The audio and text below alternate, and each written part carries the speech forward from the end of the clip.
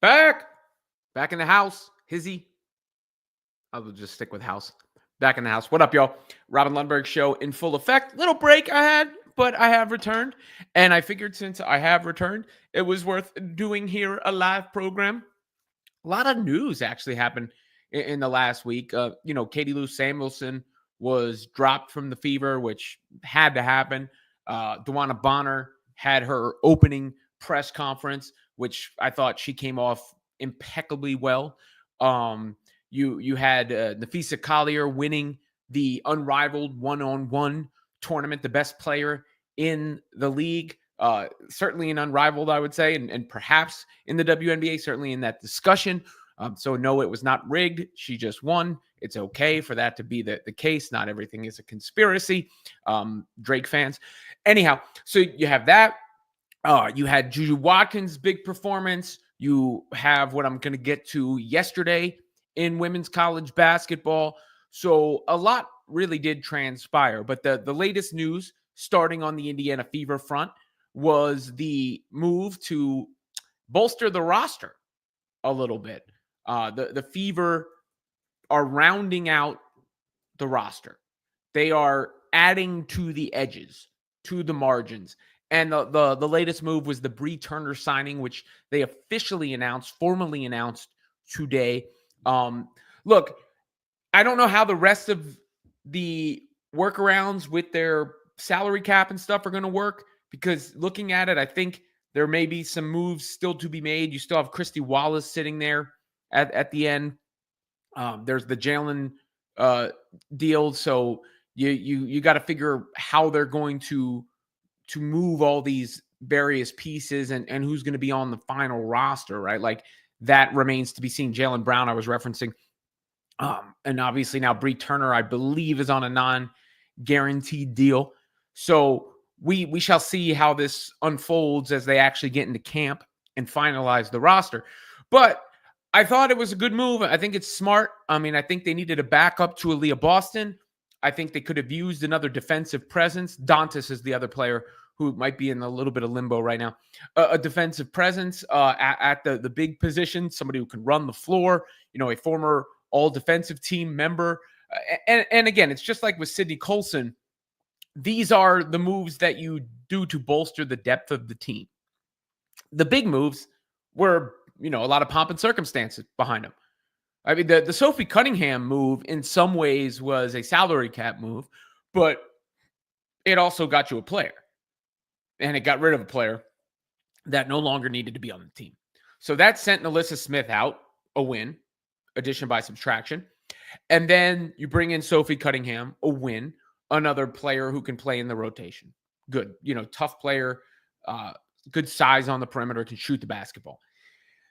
Of course, the Natasha Howard signing was a significant move. I think still their most significant move. I think people are going to be really, really shocked by how good that one works out because of, having watched a lot of her tape. I think she's going to fit so seamlessly with Caitlin Clark. It's going to be instant simpatico, running the floor, catch and finish, pick and pop, all sorts of different things and variations I think they can do with Natasha Howard.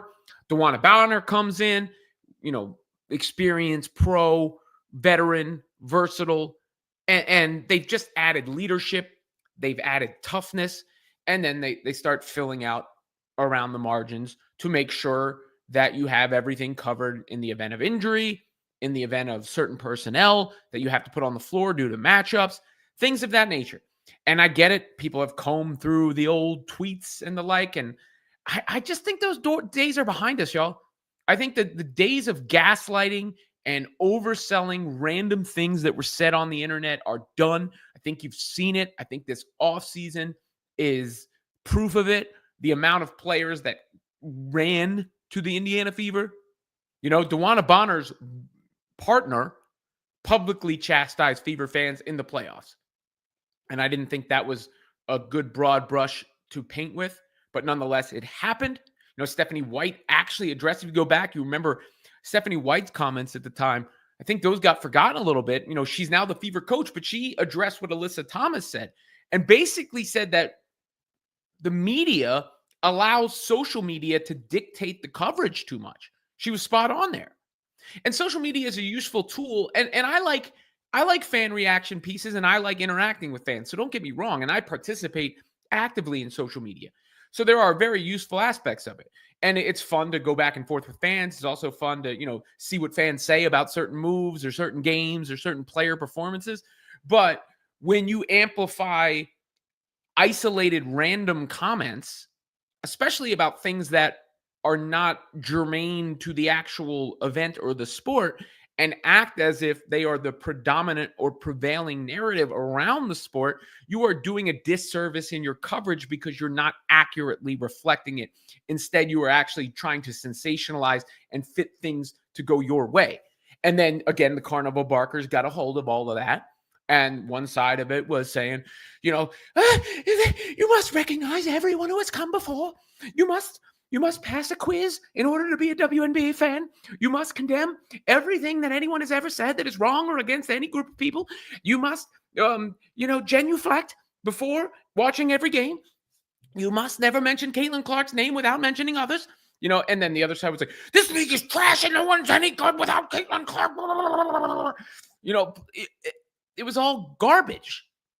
And I think you've seen since then, that has calmed down quite a bit. It's calmed down quite a bit.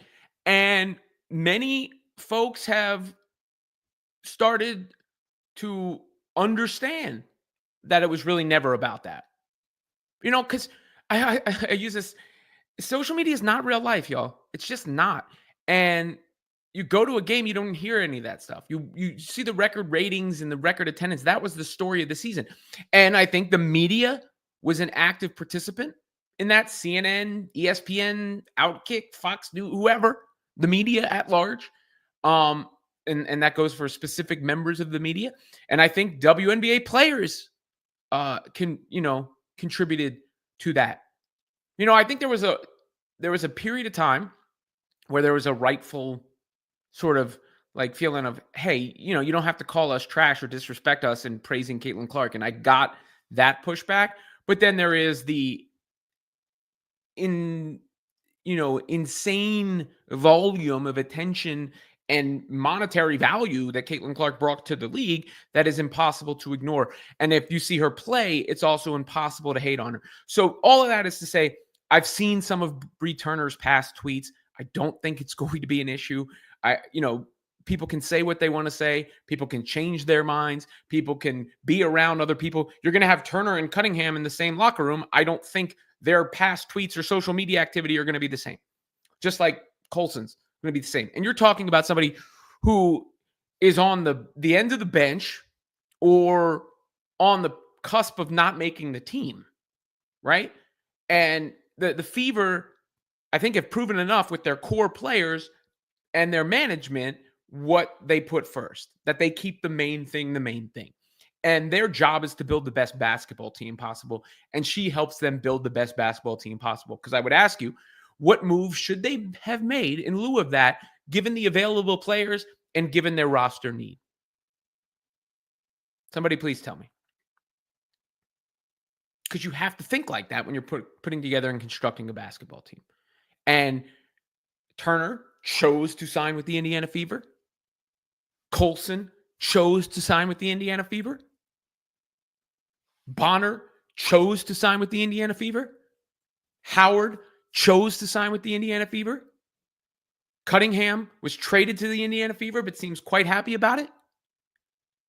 They are in good shape. Good shape.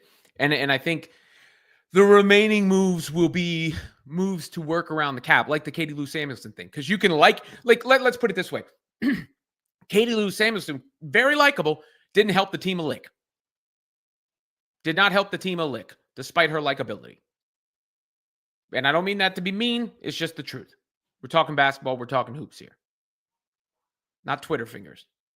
Or X. What would you call them? X spots, X taps, X nails. I don't know. You get the point. Build a team, play ball, get on board or get out the way. Because I promise you, any player who is on the margin and causing an issue can be gone. There is no. We all know that Caitlin Clark is the gravy train. They all know that Caitlin Clark is the gravy train. Trust. By the way, please hit like, subscribe, all those other things. When you have a second, which you do, if you can send your tweets angry about things, you can press the like button and you can press the comment button. But I think that the Fever made a smart, astute move in rounding out the roster. Again, these are small moves, and the rest of it, you forget how small a part of the population is actually active online and talking about these things too in the manner that they get talked about versus the fans at large. All right, so that's the Fever end of things before I get to the comment section. Then we also have NCAA women's basketball shakeup yesterday. UConn smacked South Carolina. Kind of surprising the way it went to be that much of a beatdown. I don't think anybody saw that coming. And it led to some movement in the polls today. South Carolina fell from 2, I want to say, to 6.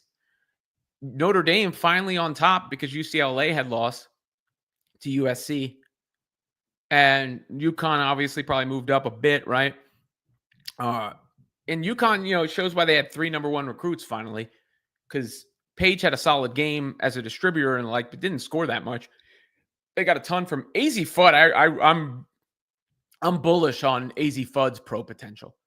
I think she is the kind of player that can fit in on any team and also has a high ceiling.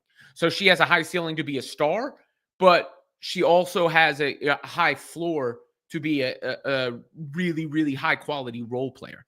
Sarah Strong is a tremendous talent too. So, you could argue that Paige is the 3rd most talented player on her team. That's an arguable point. And I don't say that to be disrespectful or diss her. I just think that's a legitimately arguable basketball point. Now, Paige is the only one of those 3, though, to be fair to her, who you can give the ball and make things happen.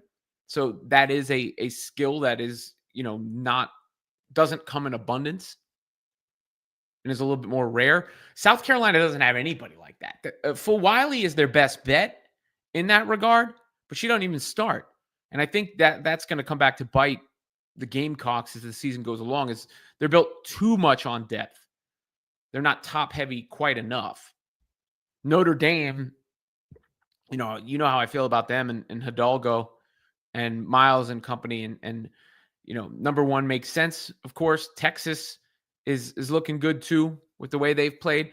But I think when you look at the upcoming March Madness, you're going to see a lot of room for variability in the results and how things can go, because there's quite a bit of parity there now. Quite a bit of parity, which wasn't always the case for women's college hoops. It had been kind of like men's college football, like supremely top heavy. But now I think you've got a cluster of teams that can beat each other on any given night, which should make for a very, very entertaining tournament. Because I don't think you can say like Notre Dame can't beat anybody, or Texas can't beat anybody, or UCLA or USC or UConn or South Carolina or LSU, Ohio State can't beat anybody. That's just to name a few.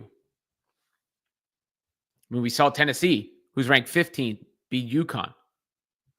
Maryland was right there in one of those games. They're ranked 21. Michigan State almost beat UCLA last night. Now, that was without Lauren Betts, so not quite the same thing. But you get my point. So, big win for UConn. The first time I've looked at them and gone, oh, okay. They're actually contenders. There it is. We see it now. And last thing I want to get to is the WNBA, well, really the NBA All-Star Game. But I wrote a piece, the link's in the description, and I think from Women's Fastbreak on SI, link in the description, the WNBA All-Star Game showed that like All-Star Games can still work. Now, to be fair, it had a built-in storyline. Caitlin Clark snubbed from the Olympic team, going against the Olympic team, playing with Angel Reese on our team for the first time. So it's not really a fair comparison to the NBA in that regard because of the baked in stories of the format and the way it worked and the novelty of it because so many new people came to the WNBA. But that was the most watched event in the entire WNBA season, the All-Star game.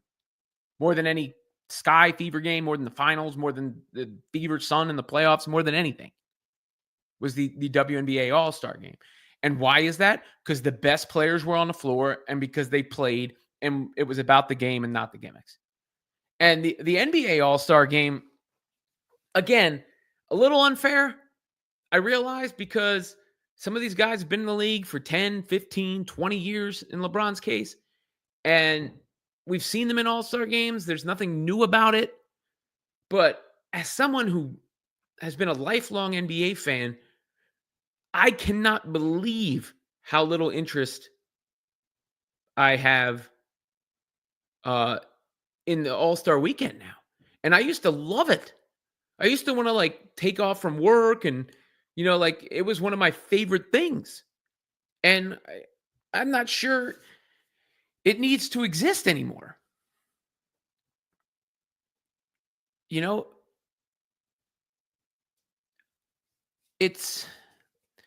hope it can be resurrected because of nostalgia and all that. And of course, they don't have Caitlin Clark right now, who's the biggest sensation in basketball and maybe all of sports. I don't even know if the maybe is necessary anymore. But the All-Star game, you look at it. So, all right, so they had to tinker with the format again. And they put out a format that nobody really quite understood. I thought the game was better. They played harder. I thought it was not as embarrassing as it was last year.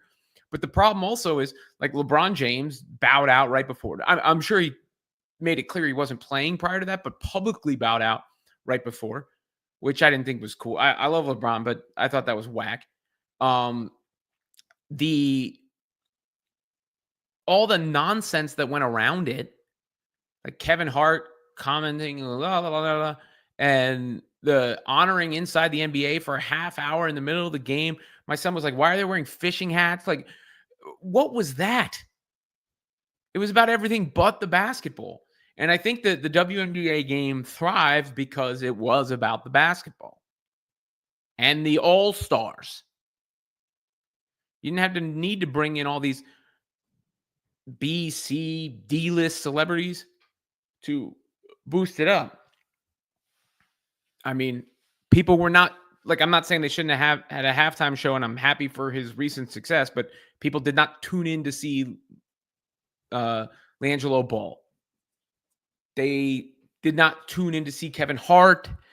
They did not tune in to see Ernie Johnson, Shaq, Kenny, and Charles Barkley standing at half court. They did not tune in to see E40 or Too Short or any of the other stuff, Mr. Beast. They tuned in to see LeBron James, Steph Curry, Victor Wembanyama, Kevin Durant. They didn't see LeBron James. They didn't see Anthony Edwards. And again, I thought the actual in-game action was better, but the format was a little nonsensical, and it led to half hour of basketball and a half hour of bullshit. So, I don't know. I mean, the best way to fix the All-Star game is simple. Real game, no gimmicks. That's it. Real game, no gimmicks.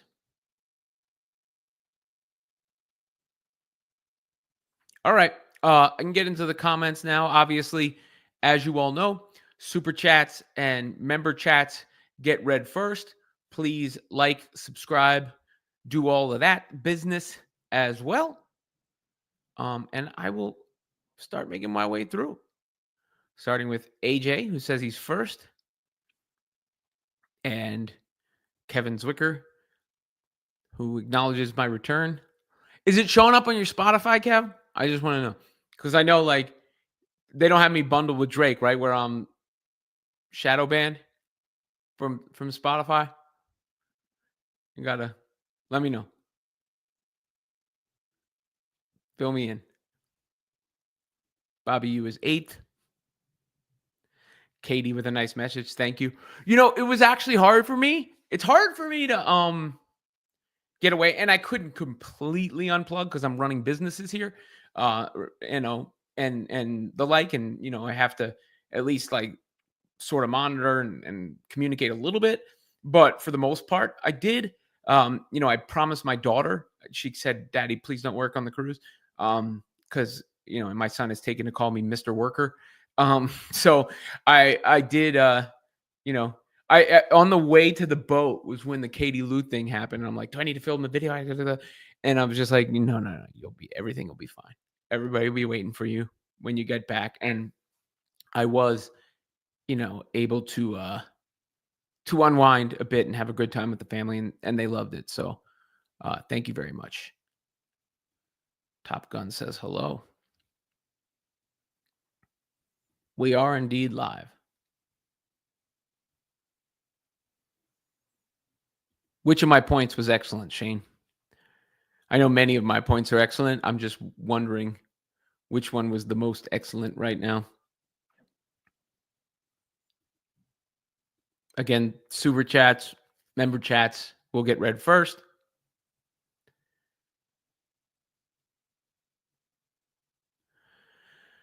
I can't understand what this name says, but it says, which league is stronger, more quality? The top leagues in European basketball or the G League? EuroLeague is better than G League, no question.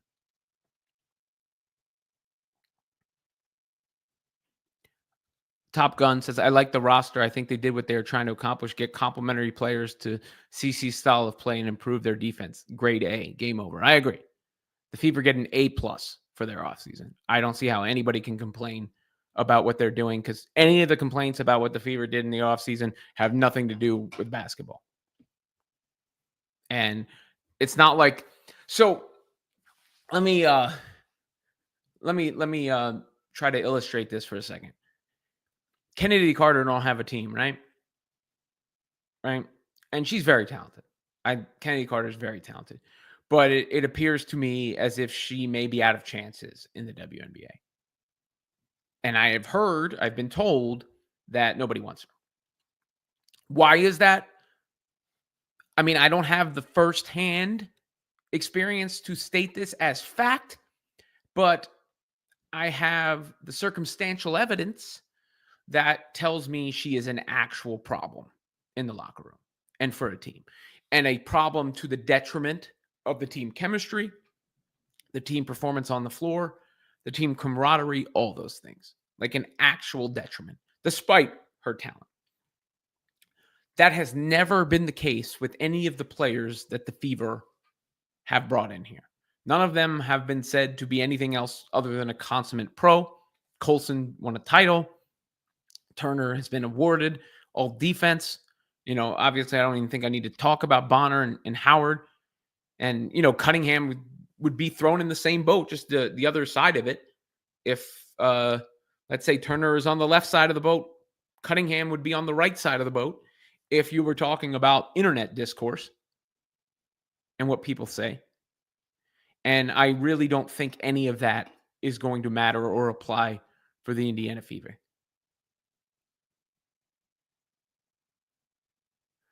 Element Gold says, are the days of W front offices lying done? That's the question. They preach culture. Saying one thing and doing another will never be well received. How did they hurt the culture? What's wrong with the culture? You know anything? You didn't like a couple tweets and that means the culture is ruined? Because I don't see that. I'm not making that jump or that leap based on a few tweets. Look, I'm not saying that all wasn't garbage and bullshit because I do think a lot of it was garbage and bullshit. Don't get me wrong. And I think people were gaslit. And I think Clark and Fever fans were gaslit. But also Fever and Clark fans in particular can be also overprotective to the point. Like we're railing against Nike all the time. Like, has Caitlin Clark ever said anything about her Nike deal or having a problem with how she's been marketed or represented or anything else? Her agent works for her, right? That's how agent-client relationships work. So I'm not saying, because I do think, and you've heard me talk about it a ton, that there was an issue with the legacy coverage and the mood around the league and the way things were framed and all of that. But even in the midst of that, let's just rewind for a second. In the midst of what I think we can all agree was an unprecedented season as far as noise and nonsense and garbage and adjustments and snubs and fouls and whatever, and demands for speaking out and denouncing fans, whatever. The Fever went from one of the worst teams to the playoffs and seemed to get along great. Now they improved their basketball team with players who none of them have a bad reputation for any problems amongst their team or performance or lack of basketball IQ or any of those other things. Because I could argue the situation with Alyssa Smith is far more destructive from a basketball standpoint than anything that is coming in. And I'd also point to the players' resumes and the fact that, we know where this is run through and what this is built around.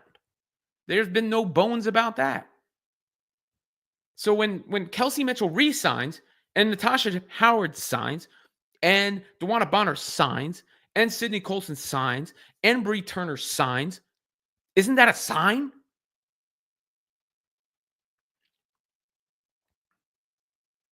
Helen thanks me for keeping it real from the Jersey Channel Islands.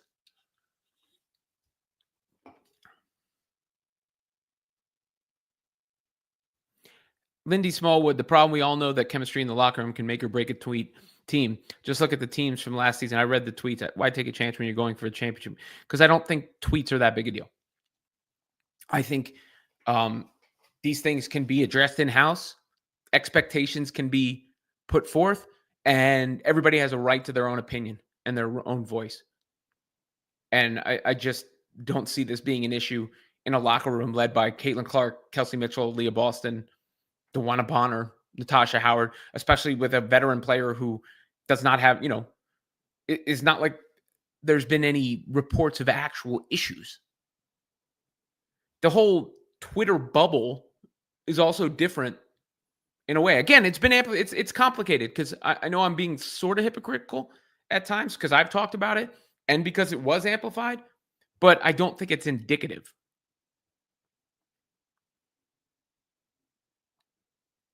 I think the team chemistry and culture will be better next year. Let me put it that way. Because they're not going to be trifled with. The Fever probably looked at and viewed as soft last year by the other teams. So we can punk them around. You can't do that with Bonner and with Howard. And then with some of these other players that you're worried about, like they're back into the rotation. They've got no leg to stand on when it comes to influence and voice and leverage.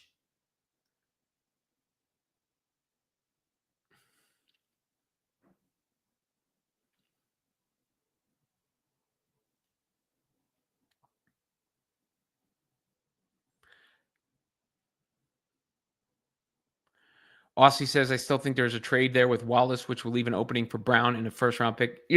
Wallace seems to be the last fat to trim off the roster.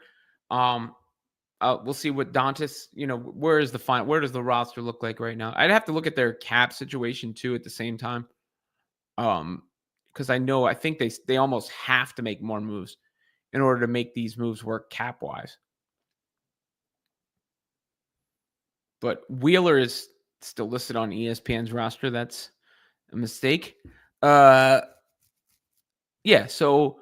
Wallace and Dantas seem like the question marks, but I believe Brown and Turner are not on guaranteed deals. And they're going to have to trim the roster to, a season roster from a training camp roster as well with a draft pick involved too.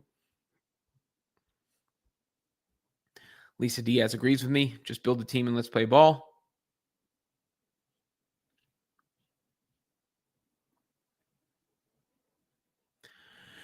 Amber asks, do I still think Paige Beckers is going number one? Yes, I do, because I think for two reasons. There's no one who has separated themselves enough from a basketball standpoint where you go, how could you pass up? Like, I think Miles has played great, don't get me wrong, but I don't think it's been like, "Oh my god," leaps and bounds better. And I think any GM is going to be very worried about the ramifications of the possible publicity and profitability of Paige and passing on that. Unless, that whole wings don't want to go there kind of deal plays out the way that some have speculated. Ellen Hallen says, yep, no way the front office didn't have a direct conversation with Turner about her tweets from last year to make sure she could be a good teammate. Let me put it this way. I covered this league, this team, everything around it all last year. I never saw those tweets. Never saw them. And I saw him yesterday, and it's not like, okay. It wasn't the end of the world. Like, yeah, maybe some of them were a little passive aggressive. And I think there was almost how do I articulate this properly? Because it was like almost a snowball effect in a certain sense, where you had like reality is coming from Diana Taurasi and Asia Wilson's shoe thing. And then Asia saying, like, my blood boils because she's white and nobody sees that. That's why she gets the popularity. And then, people talking about the fans and the Reese Clark dynamic. And, Chicago Sky fans made their own players cry last year. And you didn't hear a backlash against that. But it became like this in vogue, almost like clicky thing to do. And then the media, I think, gaslit it too. I think, the talking heads on ESPN absolutely fed into it. I think the Rookie of the Year race was propped up in a way because Clark got outside his attention, and it felt unfair, even though it's a meritocracy. And that's why, like, fighting so hard to keep Angel Reese involved, even when it was clear she was no longer involved on merit. And it all just got out of control. And I'm not saying it can't come back to a degree, but I don't think we'll ever see that again. And I think this offseason proved it. And I say it it was one of the weirdest things I've ever seen. I mean, there's never been an individual in my lifetime who's affected a league and a sport in as positive a manner as Caitlin Clark has in every single way you could measure something like that, to even be the subject of backlash. But change is hard, I guess is what I would say. Peggy, I don't think Miles is going to declare. Has she said anything about it? I mean, I don't know. The NIL deals, there's more incentive for players to stay now financially, especially with the WNBA pay and the CBA. So I don't know. I mean, AZ is another player who could do either. Hell, Paige could do either if she chooses, though she's made it clear she's not returning to UConn. Lauren Betts has said she's going back to UCLA, even though she could go pro. So it's hard to predict the draft because we don't know who's going to be in the draft, and that's fair.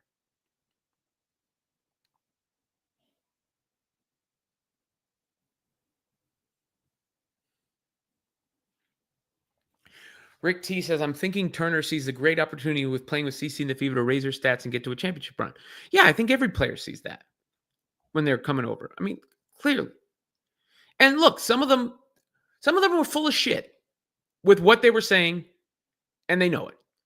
Not her specifically necessarily, and I'm not saying some people didn't believe what they said, but the idea that there was an outsized attention, or they weren't coming for one player, or this isn't the team that's stirring the drink and all that, has been disproven in one fell swoop off season.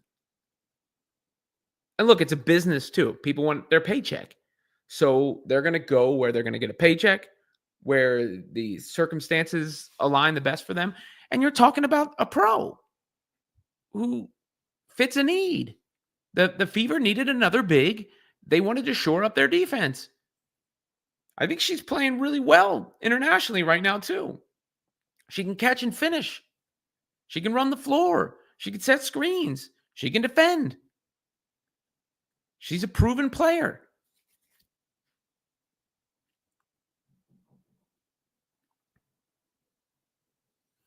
Peggy adds, I think she wants to play with Hannah another year and Coach Ivy. We shall see. Look, that's a backcourt to be completely terrified of come March. So we'll see what they do in the tournament. Maybe that impacts the decision as well. Thank you very much, Peggy. Appreciate it. The All-Star game was played on ABC, I believe.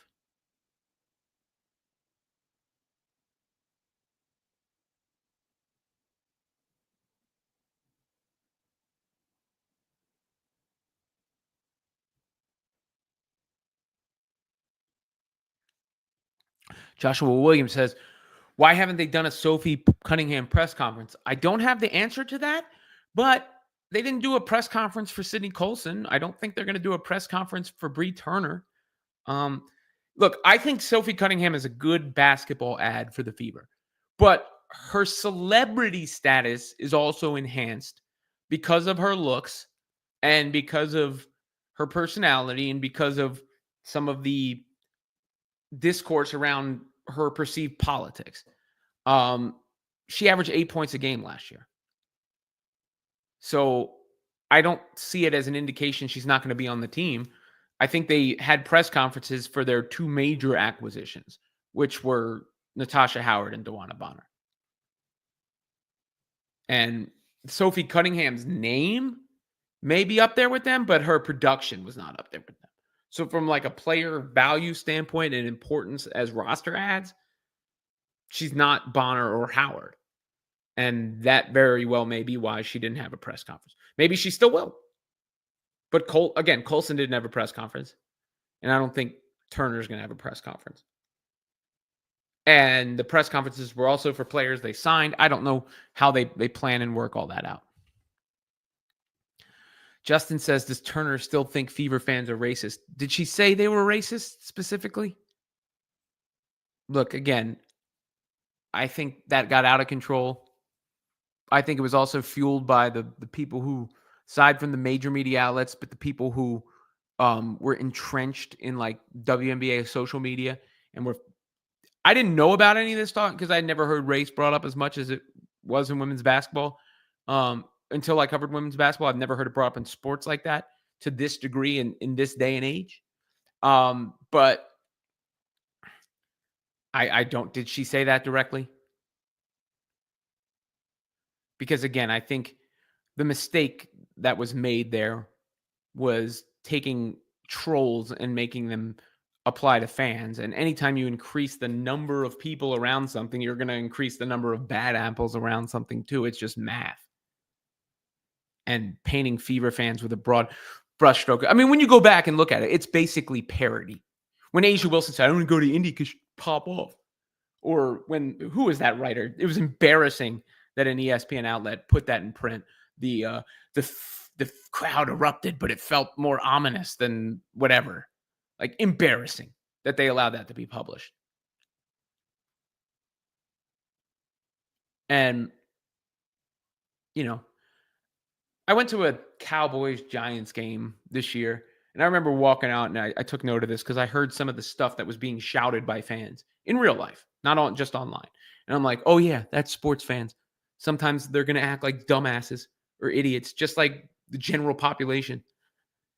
And then when you get to be completely anonymous behind a computer screen, because I can't remember I can only remember one instance of a real life fan that you could put into that group, I guess, which was the nails lady. And that was the same damn game. Somebody had to be escorted out for harassing Caitlin Clark, who looked like he was wearing a credential. Other than that, I don't remember a single real life incident or instance. And even that was, was it in poor taste? Sure. But was it an international incident? No. Other than that, it was a Christine Brennan question and what people said on the internet. Nothing in real life. But to your point, I have no idea. What did she even say about Fever fans? Basil, just ranting on the Fever's fumble, just checking in on Rao. Robin was spinning. What was the fumble, Basil? Because I don't see a fumble. I see a touchdown and a spike. What you're calling a fumble, I think, is a spike in the end zone. Charles Davis says All-Star game in WNBA was excellent. It was. Sil says the way Lucy Olson is performing lately, would not be surprised to see her get drafted in the first round. I saw she had a good game today in that comeback. They fell short, but obviously she had the good game against USC and Juju as well.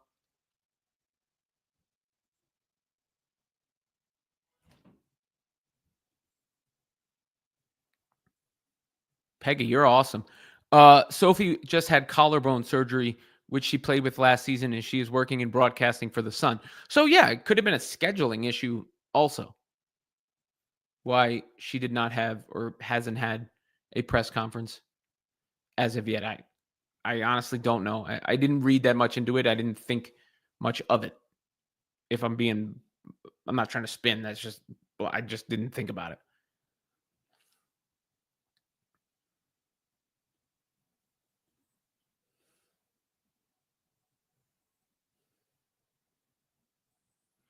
AJ says Caitlin was smart to avoid that circus, the NBA All-Star game.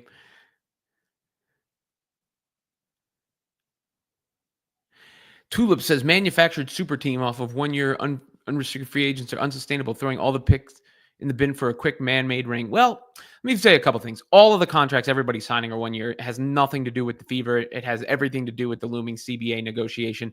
So the 1 year point is bullshit. Doesn't matter. I didn't mean to use that to describe your comment. The 1 year thing is irrelevant. Let me say that. As far as building a super team, I don't think they build a super team. I think they just enhance their team. DeWanna Bonner is 37 years old. Did anybody run around calling the Connecticut Sun a super team after they got Marina Mabry? Because they had Alyssa Thomas, right? And Mabry and Dejanay and Bonner. Were they a super team? And I never heard the Aces referred to even as a super team. They had like 6 Olympians on their team. They were much more of the New York Liberty are a super team. By that standard, they got Brianna Stewart and Sabrina Ionescu and Jonquel Jones and Leonie Fevich. Super team. I mean, I think the Fever just improved their team. I don't think they went star hunting. I think they went for players who were free agents and available, who fit their roster and their needs. And they got some good ones. But I don't see that as buying anything and or building a super team.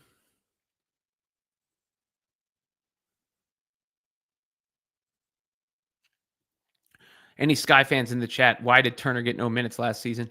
I'm just following up because I just had I think part of that would be that they had Angel Reese and Camila Cardoso and Elizabeth Williams on the team.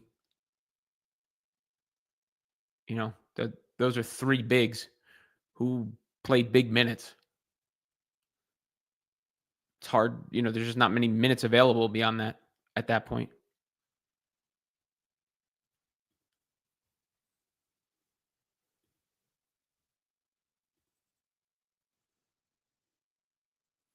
I'm cool with a great personality. Thank you, Tasman. Thank you, Henry.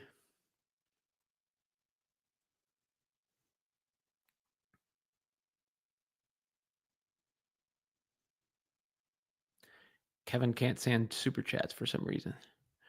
Other people seem to be having no problem. Is anybody else having that problem? Or is it just a Kev problem? Please let me know if that's a problem beyond that. But definitely hasn't been a problem for Peggy or Jason or Justin. So I'm hoping. No offense, Kev. You don't owe me any more super chats anyway. Nobody owes me any, but you get the point. You've done your super chatting. But let me know if anybody else has had an issue.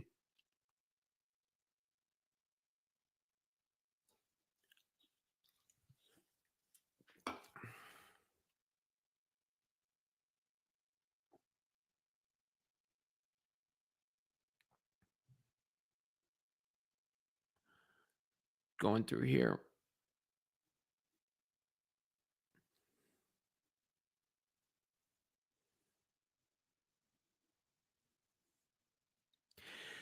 Basil says, saying that Turner is left side of the boat and Sophie is right side of the boat is disingenuous. Turner has 80% of her tweets based on leftism crap. Sophie, not so much. I mean, look, I never even have seen Sophie's politics, really. I don't even know where all that came from other than what people have said. But her nickname is MAGA Barbie. So in the social media sphere, that is a thing. And it appeared there was like a little bit of something with her and Natasha Cloud. I don't know if I've gone through Brianna Turner's tweets to say anything like that 80% of her tweets are leftism crap. I don't know what falls under leftism crap. I see her talking about unrivaled refs. She clearly is not a fan of Donald Trump. There are other people who feel that way. She's allowed to feel that way. She's allowed to have her personal opinions and personal beliefs. Both of them are, Cunningham and Turner. My only issue would be if it impacts the actual team, and I've not seen anything that would impact the actual team. But clearly she's seen this talk because she did post this.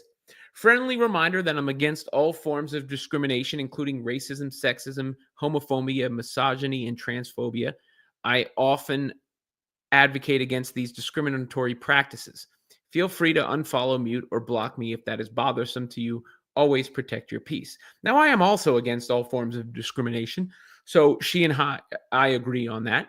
Now, the one thing, and I don't know what her, and I would love to talk to her or anybody else about this. The one thing I would say to those sort of comments sometimes is that I feel like people let that get out of hand and turn things into that were not that and overcompensated for those issues. And that's what turned some people off when every subject became about that, or when those subjects were applied in places that they did not, or when those subjects and the feeling of inclusiveness overtook logic and science and stuff like that. But I agree with her fundamentally. I am against all forms of discrimination. She says, I will not bend the knee or change my online advocacy efforts to appease others. While I anticipate receiving criticism, hostility, and invalidation, I will not tolerate discrimination. And if I'm not there for you, there are about 150 other W players that you can support instead. I have interests in a life outside of my playing career. I do not expect or crave validation from social media. I have low expectations for Twitter, and I'm cognizant that many will reject my takes. I literally have an MA in social justice and human rights, so of course I speak up. I haven't been as active on here lately, but wanted to share what my page has consisted of for years. Twitter discourse is far from normal nowadays, so I will keep distancing myself from that space in order to protect my own peace. Y'all enjoy, though, and best of luck. So I think that last post was actually the best one in regards to the conversation we're having, where she says, I really don't want to be a part of all of that. She's allowed to have her feelings. She clearly saw what was said. And if you don't like what she tweets, I would just say don't follow her or mute the account or something like that. I just don't see how it's going to be that big an issue.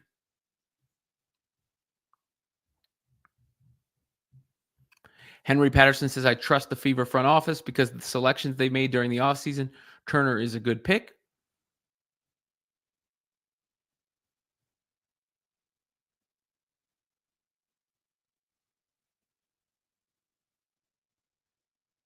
Amy K, from what I've read, it's not it's an unprotected roster spot, so I do not think her contract is guaranteed.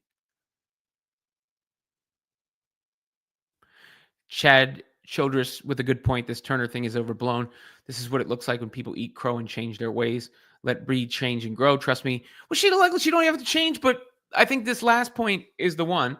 She is not the leader of the team or the voice of the team. She's allowed to have her own voice, just like anybody. Let me put it this way, because as someone who is an advocate, and I've brought this up before, but I got in trouble for speaking out against,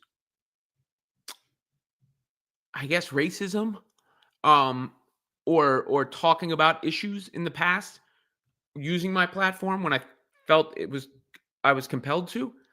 And since then, I think there was such an overcorrection from corporations, from personalities, from all that everything became about, not everything. I'm exaggerating because I don't want my words to be taken out of context here, but so many things were blown out of proportion that weren't a part of that conversation or were overemphasized beyond their actual real life implications and how they affected people day to day or how people were actually affected.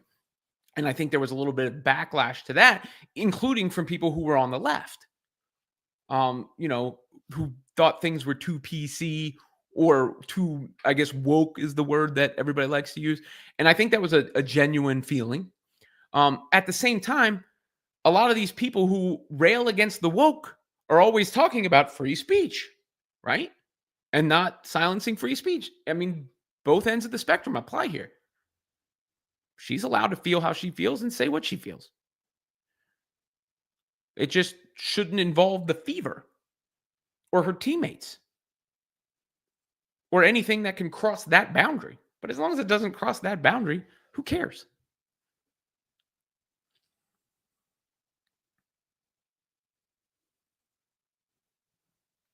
I mean, look, it's anybody's choice whether they want to bring politics into sports or not. That's their own individual choice. Lalika says, I'm full of crap. How am I full of crap? Please elaborate.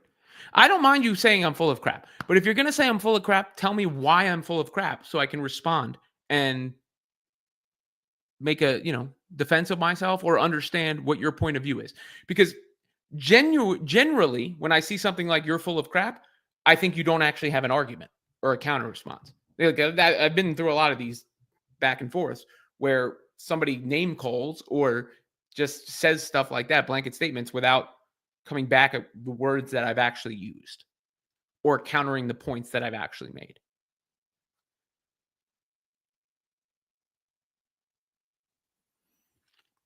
And what is the media? Who is the media that wants me to say? Because you realize this is my channel, right? Ain't nobody controlling it. I don't have a boss. What is the media? The big bad media. Who is that? Who controls that? Who's the puppet master pulling the strings? Twofold. I think the Fever front office did a tremendous job. I'm very excited about this roster.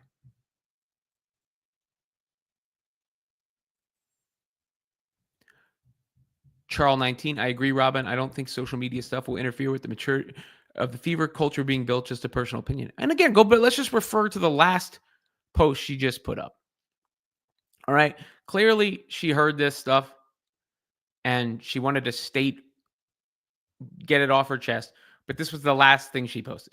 I haven't been as active on here lately, but wanted to share what my page has consisted of for years. Twitter discourse is far from normal nowadays, so I will keep distancing myself from that space in order to protect my own peace. Y'all enjoy, though, and best of luck. So basically, I read that as I'm not going to be posting that much or getting involved that much. Which isn't that what people are asking for, kind of?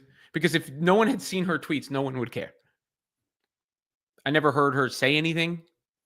I never heard anything from other players.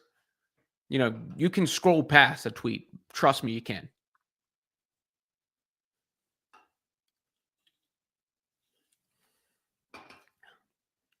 And I don't know what she's like personally. I can only go by what her teammates are going to say and my trust in the people that are already in that locker room.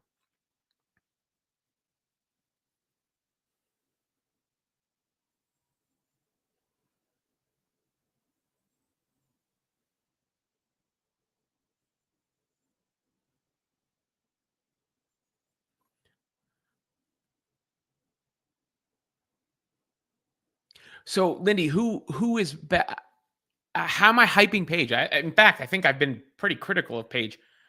Who's clearly number one over her? All I'm saying is no one has established themselves as the clear best prospect, and she's the biggest star. So if she's on par with the other best prospects, at least, and the biggest star, front offices are going to have a really tough time saying no to that because of the fear of the backlash if it doesn't work out.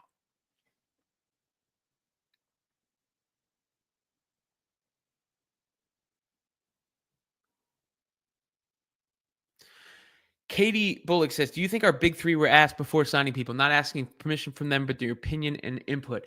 Sure. I mean, it depends. I think it's situational. But yes, I think just like is the case with LeBron, people talk about Le GM. I'm sure the Fever know how important Caitlin Clark is to the organization. They're not going to just make some move that's going to catch her off guard. Let's put it that way. And that's the same thing goes for the core of the team. And the Fever players said, protect our locker room, right? That was what it was. Kelly Krauskopf that said that.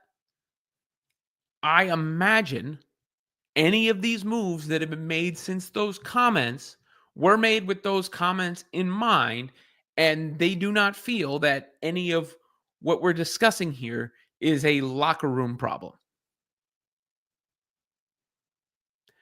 I don't think they're too short for the W. In fact, I think, Hannah's quickness is just special.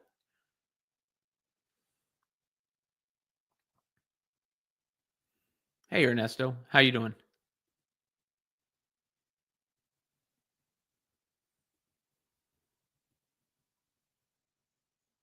How are you doing, Ernesto?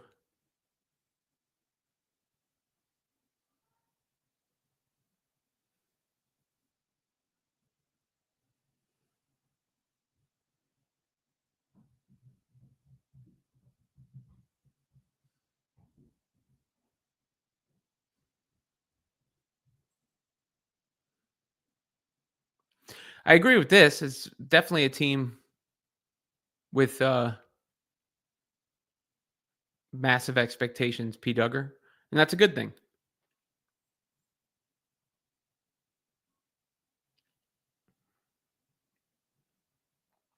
Athena says Sophie's in Phoenix, calls game for the Suns. I heard a podcaster say.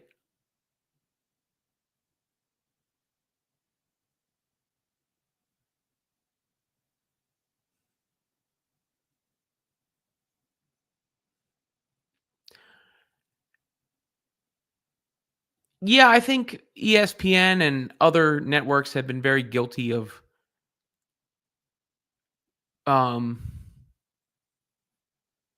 what's the word I'm looking for? Capitalizing off of racial narratives.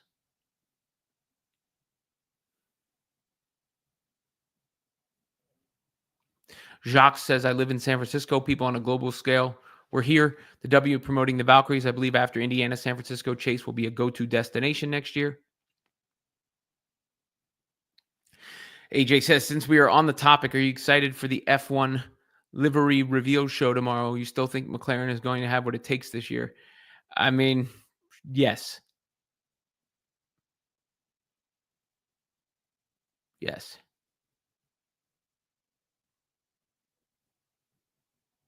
I did, Charles. Thank you.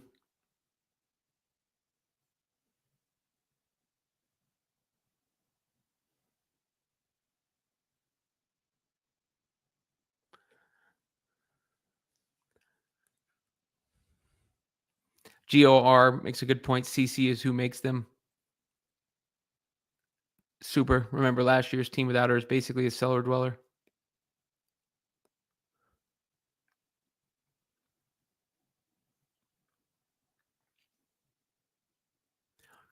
Thank you for the chat, C Kono. When did I make my voice whiny, Joseph?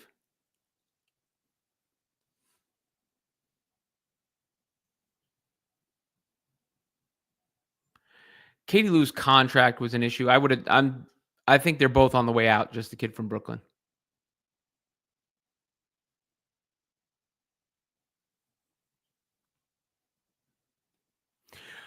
Basil, why is Robin so dumb?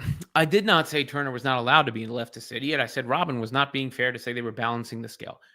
All I was saying, I don't know what their balance is. I haven't gone through and combed through their tweets. What I was saying is there were people who were upset that Sophie Cunningham was coming in. I didn't think that was an issue.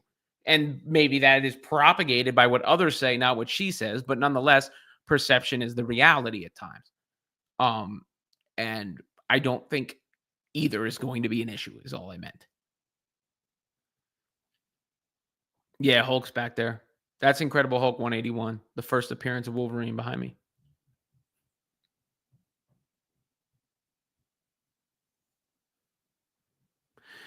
Bobby U says, per Occam's razor, I would have to conclude that Robin is woke, but has been enlightened a bit by the way Caitlin Clark has been treated by the woke mob. Well, I wouldn't say woke. I would use the definition liberal. I would use the actual definition of liberal, not the bastardized definition of liberal.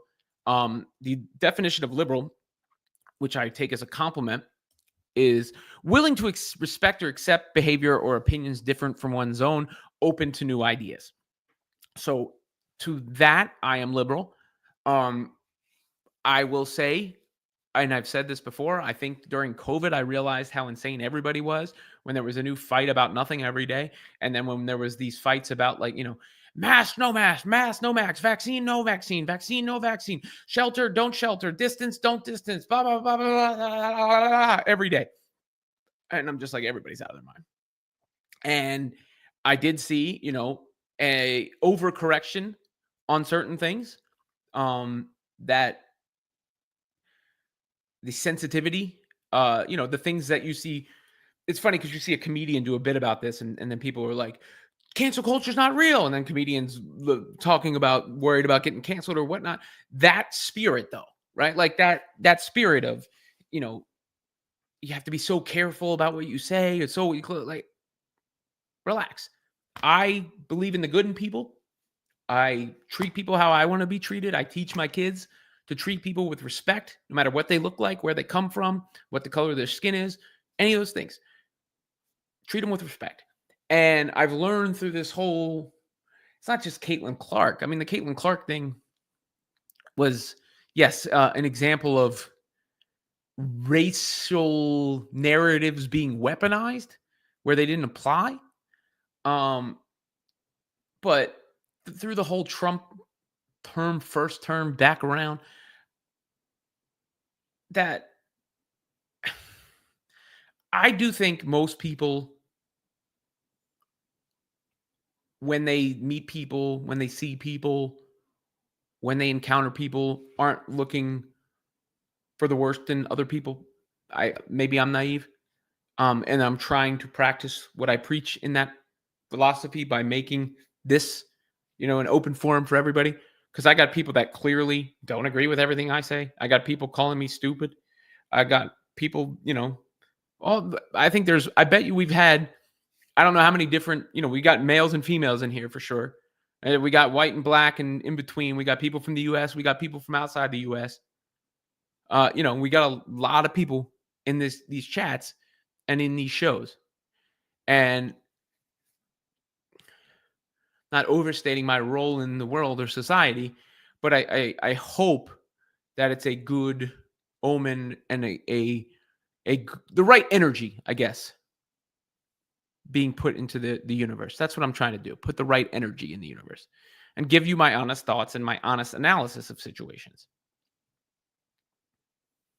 Charles Anderson said, I read Turner kept her job just because she was good in the locker room. Hey, maybe that's true too. I mean, you got to remember, sometimes something put in tweet comes across a lot differently than something does, when you're actually talking to somebody.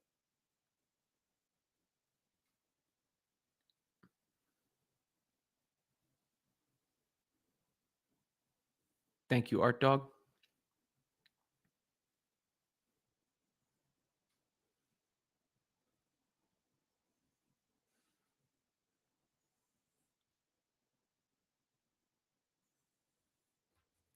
I'm not sure where what parts of what I said, some of these comments are for, but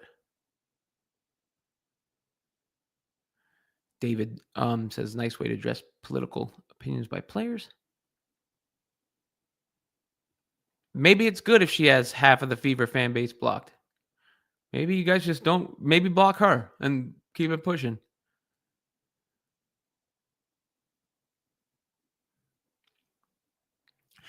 Buddy Tuning says, bro, you're not going to say anything against anybody. You saw the CC bias or not. You saying the Sky weren't targeting CC. You're agreeing the Sky were assaulted by racist fans. That's her claim. Whose claim? What are you talking about? I didn't see the Sky assaulted by racist fans. I brought up the Sky fans making their own players cry. Do I think the Sky as a whole were targeting Caitlin Clark? I don't know about that. I think Diamond DeShields got out of pocket. I think Kennedy Carter is off her rocker a bit. I didn't think the Angel Reese flagrant was anything but a play. But when you have DeShields do what she did in that game a few times, and you have Kennedy Carter do what she did, yeah, you can look like that one team because they were responsible for more of the flagrant fouls, like half of them at least, on her. And I think there was resentment towards Caitlin Clark, 1,000%. I have literally had people tell me they don't want to talk about Caitlin Clark. What do you want me to say? Call them names? Bang my fist into the wall?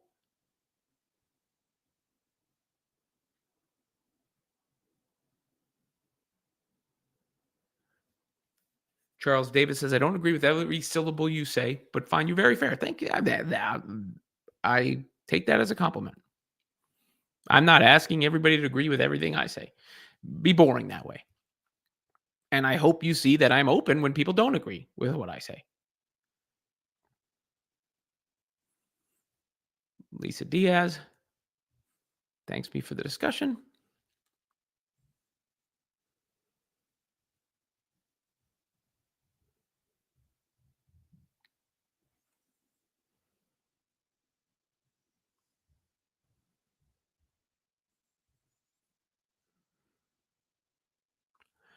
Where are we at now?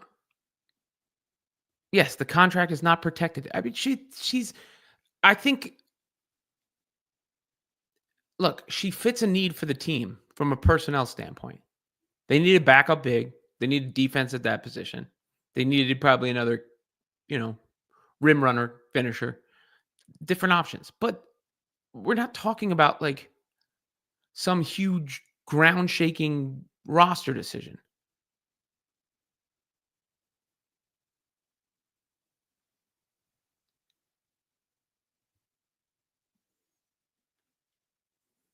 Faz is here to promote Skytown. How many times did Fever and Sky play? I'll say, what is it, 5 times? What would you handicap it? Over under for Fever wins in that matchup. 4? 4 out of 5? Is that fair?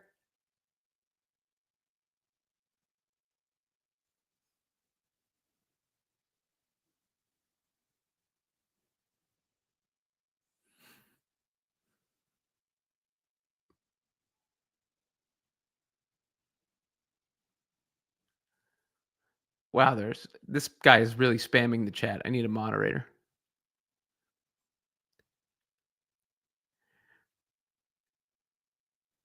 Thank you, Twofold.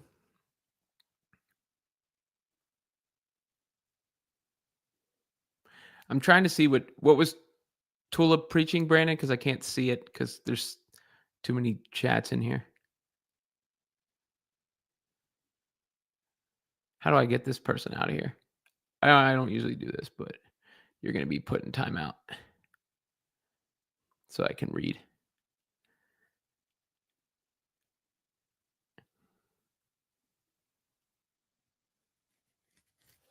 That person is in timeout.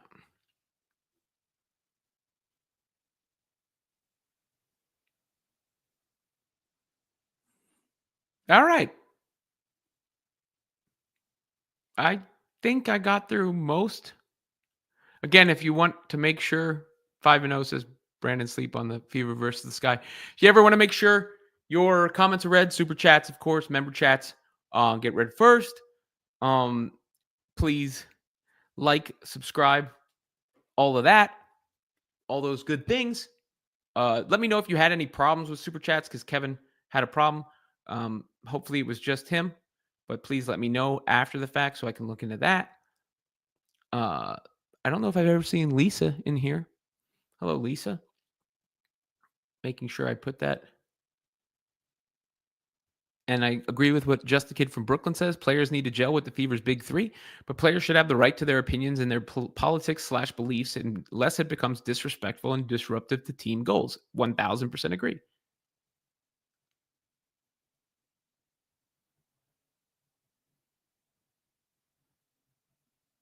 1000% agree.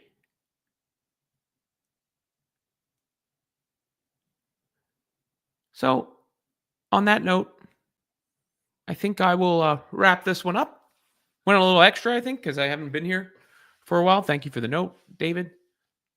Thank you to everybody in. Peggy has been extraordinarily generous. 250 in chat, 150 likes. Run those likes up. She put that in a super chat too. Thank you so much, Peggy. You're the MVP today.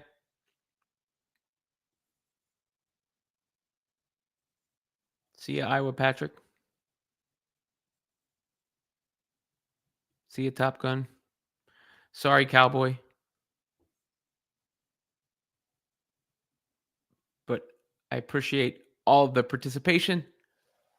And until the next one, yeet.